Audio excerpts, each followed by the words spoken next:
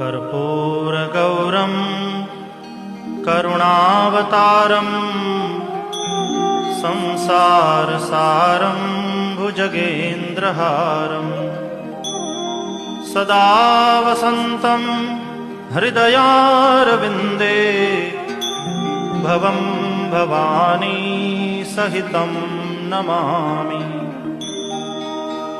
मङ्गलं भगवान् शम्भुः मङ्गलं वृषभध्वजः मङ्गलं पार्वतीनाथो मङ्गलायतनोहरः।